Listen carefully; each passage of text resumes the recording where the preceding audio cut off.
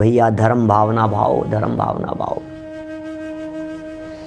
जब हम किसी व्यक्ति से धर्म की भावना की बात करते हैं तो हर व्यक्ति ये कहता है, अरे धर्म धर्म भावना, हम तो खूब धर्म करते हैं।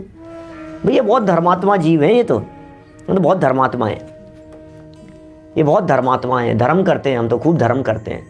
भैया धर्म करने से पहले धर्म को जाना जाता है। भैया धर्म करने से पहले धर्म को समझा जाता है। समझे बिना धर्म नहीं होता, जाने बिना धर्म नहीं होता। जब तक जानेंगे नहीं, जब तक समझेंगे नहीं, तब तक धर्म होने की संभावना नहीं। इसलिए धर्म को करने के पहले धर्म को जानना पड़ता है। आज धर्म भावना की चर्चा करते हुए हम यहाँ वो धर्म की शरण की बात कर रहे हैं। कौन से धर्म की शरण में जाएं, किसकी शरण लेवें, किसका आश्रय लेवें, कौन है हमारे लिए शरणभूत, कौन है हमारे लिए प्रयोजनभूत। इस तीन लोक तीन काल में यदि कोई हमारे लिए प्रयोजनभूत है, तीन लोक तीन काल में यदि कोई हमारे लिए शरणभूत है, तो वो एकमात्र धर्म ही शरणभूत है।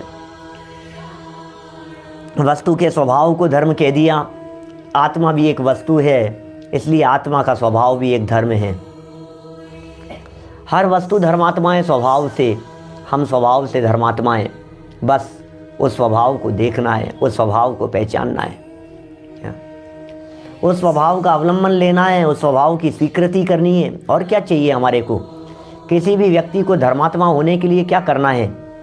धर्म को जानने का नाम ही धर्म है, धर्म को पहचानने का नाम धर्म है, धर्म को जानकर पहचान कर उसमें समा जाने का नाम धर्म है।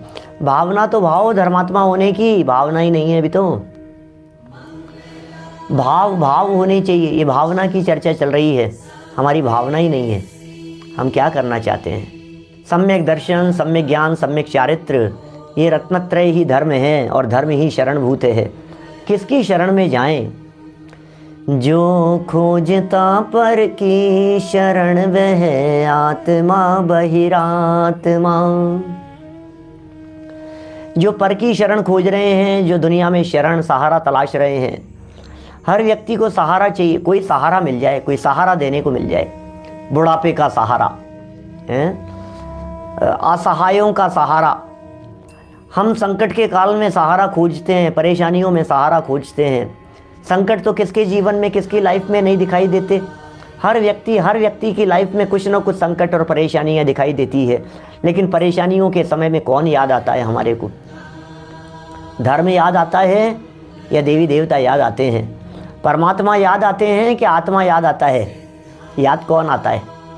यदि आपको परमात्मा याद आता है तो वो बराबर नहीं है बात। आत्मा याद आना चाहिए, धर्म याद आना चाहिए।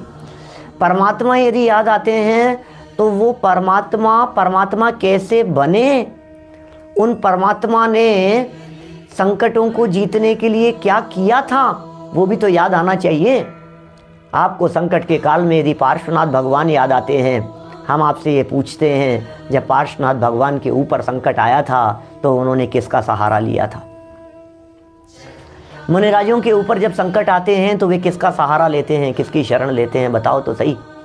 किसी का तो सहारा लेते होंगे, स्वभाव का अवलंबन लेते हैं। दुनिया में कहीं शरण नहीं है, बाहर में शरण है ही नहीं। आप तलाश कहाँ रहे हैं, बाहर में खोज कहाँ रहे हैं आप? शरण मिलेगी ही नहीं। दुनिया में कहीं सहारा मिलने वाला नहीं है। हम कहाँ सहारा खोज रहे हैं? केवली पन्नत्तम धम्मम शरणम पवज्जामि, केवली पन्नत्तम धम्मम शरणम पवज्जामि। धर्म ही शरण, चत्तारि शरणम पवज्जामि, अरहंते शरणम पवज्जामि, सिद्धे शरणम पवज्जामि, साहु शरणम पवज्जामि, केवली पन्नत्तम धम्मम शरणम पवज्जामि। केवली पन्नत्तम धम्मम, जिनेंद्र भगवान के द्वारा प्रणीत, जिनेंद्र भगवान के द्वारा कहा गया धर्म, वही एकमात्र शरणभूत है। वो धर्म कहाँ है? वो धर्म कहाँ मिलेगा? केवली भगवान द्वारा बताया गया धर्म कहाँ मिलेगा? बताओ, कौन सी जगह पर मिलेगा? जयपुर में मिलेगा कि जोधपुर में मिलेगा? अजमेर चले जाएं कि बम्बई जाएं? कहाँ जाएं बतलाइए?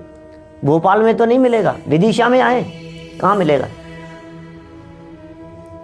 वैदेही में आना पड़ेगा तो मिलेगा, विदेह में आना पड़ेगा। विदेश क्षेत्र भी जाने की जरूरत नहीं है। देह से भिन्न देह देवालय में विराजमान अपने आत्म तत्व का अवलंबन लेने से वो धर्म प्रकट होता है। उस धर्म की यहाँ चर्चा चल रही है, उस धर्म का स्वरूप यहाँ बतलाया जा रहा है, उस धर्म की प्रेरणा यहाँ दी जा रही है। वो धर्म भावना है। धर्म का विचार करो, धर्म के बारे में चिंतन करो, धर्म के बारे में सोचो जरा, क्या धर्म है और क्या करना है। जब तक हमें यही नहीं पता है कि धर्म किसका नाम है और करना क्या है, तब तक लगे हैं धर्म धर्म धर्म धर्म करने के लिए। कुछ नहीं होने वाला है भ्रम के अलावा, सिर्फ और सिर्फ भ्रम होने वाला है, इसके अलावा और कुछ नहीं होगा। अंदर खोजना पड़ेगा भैया। मैंने कहा ना, पार्श्वनाथ भगवान क्या किए उन्होंने संकट के काल में। पार्श्वनाथ भगवान ने संकट के काल में जो किया, हमें भी तो वही करना चाहिए। अरे उन्होंने भी उनकी शरण ली थी, क्या बात कर रहे हो आप हैं? उन्होंने क्या किया था? जब वकील साहब के ऊपर केस हो गया था तो उन्होंने क्या किया था? जब डॉक्टर के अटैक आ गया था तो उसने क्या किया था? जब डॉक्टर के खुद के एक्सीडेंट हो गया था तो वो किसकी शरण में गया था? बतलाओ। जिनकी शरण में हम जा रहे हैं उनके ऊपर संकट आया तो उन्होंने किसकी शरण ली? हमें भी उसी की शरण लेनी चाहिए भाई साहब। क्या